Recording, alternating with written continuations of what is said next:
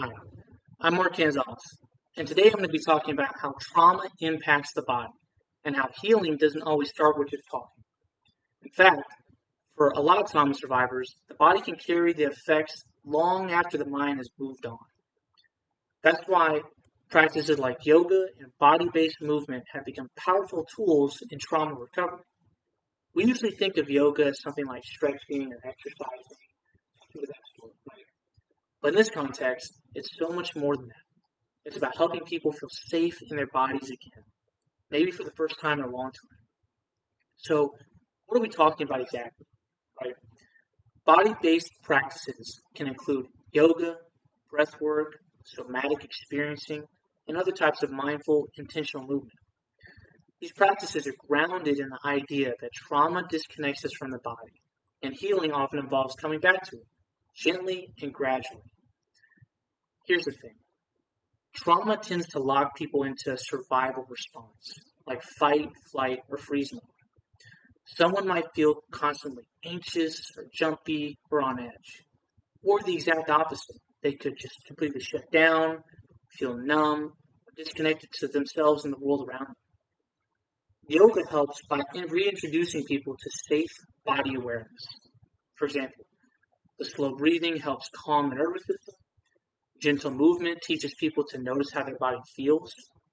And holding a pose, even just for a few seconds, can help build tolerance for sensation, which is often a big hurdle for trauma survivors. It's important to understand that yoga for trauma recovery isn't about fitness or flexibility. It's not about achieving some perfect pose either. It's about reconnecting with your body in a way that feels safe, present, and empowering. This is especially important for people who feel like their bodies have betrayed them in some type of way, or who learn to disconnect from it just to survive. Vanderkolk shares a powerful story in his book about a woman named Annie. She had been through serious childhood trauma and had spent years in talk therapy, but she felt stuck, right?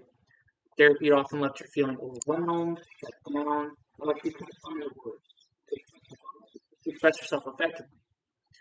When she started practicing trauma-sensitive yoga, however, things began to change. Instead of talking about her past, she learned to focus on how she felt in the moment. She started noticing her breath. She learned to pick and choose how her body moved. And that choice was healing in itself. Over time, Annie experienced fewer flashbacks, better sleep, and more emotional control, all because she was reconnecting with her body in a safe way. It's not just Annie, though. There's growing scientific evidence that body-based healing works. For example, a 2024 meta-analysis published in Psychiatry Research reviewed multiple studies. It found that yoga led to meaningful reductions in PTSD and depression symptoms, especially when it was taught in a trauma-sensitive way. Another study from 2023 they compared trauma-sensitive yoga to a traditional therapy called cognitive processing therapy. Both groups improved. However, the yoga group saw results sooner and had better attendance and retention rate. That means that people were more likely to stick with it and actually feel better faster. This shows that body-based approaches aren't just alternatives. They're effective, and they meet people where they are. Now, of course, not everyone feels comfortable or safe in a traditional yoga class. That's totally valid. That's why trauma-sensitive yoga looks a little bit different. It avoids touch unless there's absolute consent and it's necessary.